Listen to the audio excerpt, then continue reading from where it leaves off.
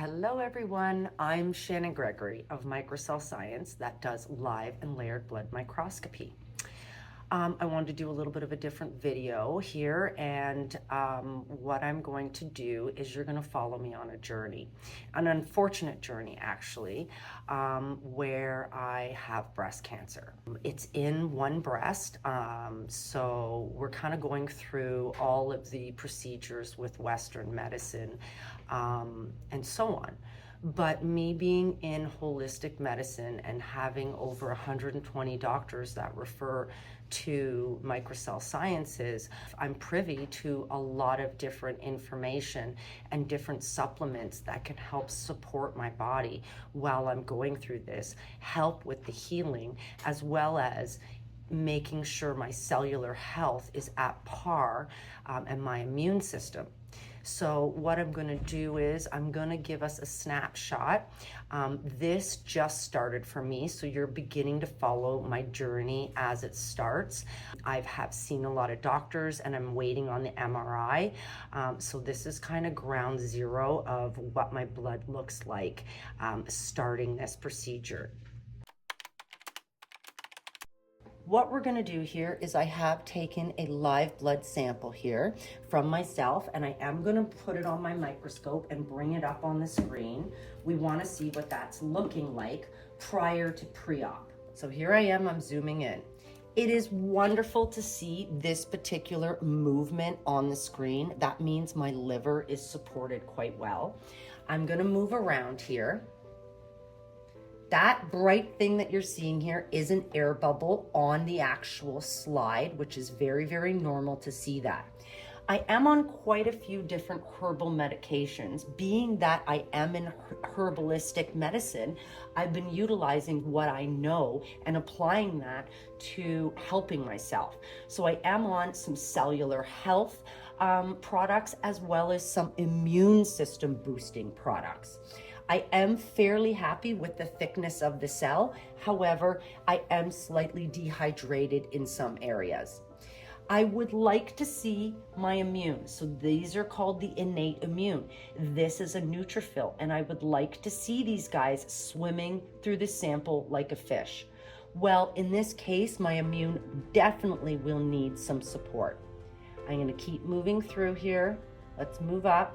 Whoopsies, here's a little bit of food not digesting, and this kind of spiky burr cell is one that does have a parasite inside. These parasites are very environmental, and everybody does have them. However, we don't want this as an infection in the body. All of this kind of clumpiness we're seeing, it's got to go. I've got to get drainage, and I've got to get things in place here so that I'm moving a lot better through the sample, and so I'm supporting the body a little bit more. Drainage will be key as it opens up kind of the water slide of the body.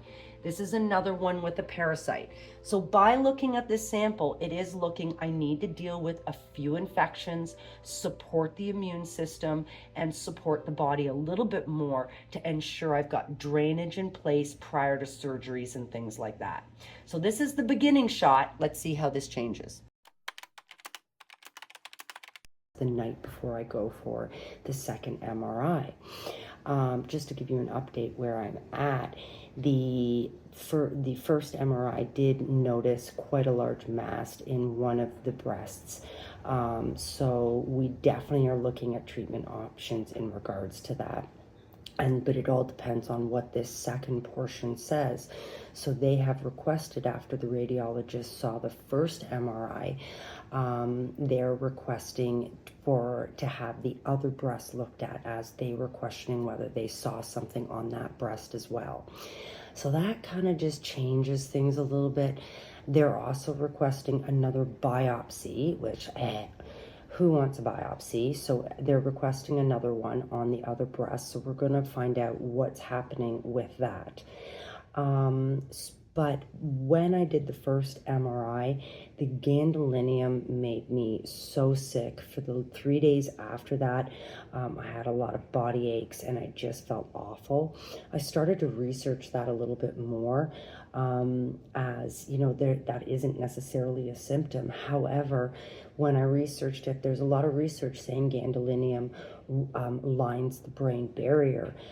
So I definitely want to kind of look a little bit more into that. So I wasn't that happy with the fact that I was going to have to do a second MRI, have more of this put into me, and then kind of feel crappy again.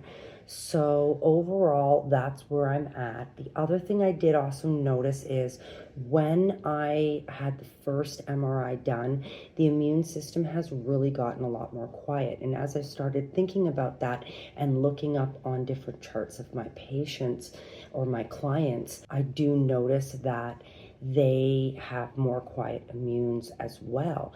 What does a quiet immune mean?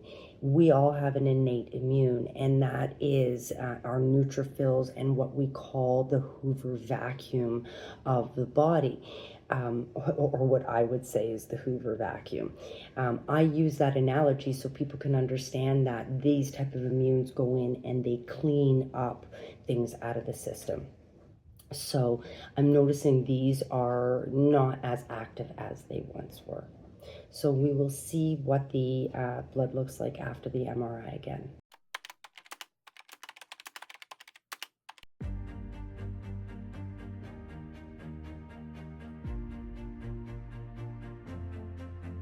So this video of my live blood cell is indicating the immune system. As you see, this white blob is inactive.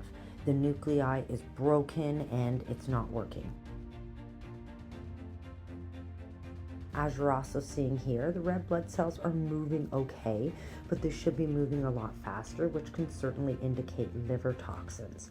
And some of these dots you're seeing inside here are parasite eggs inside the sample, which is very common.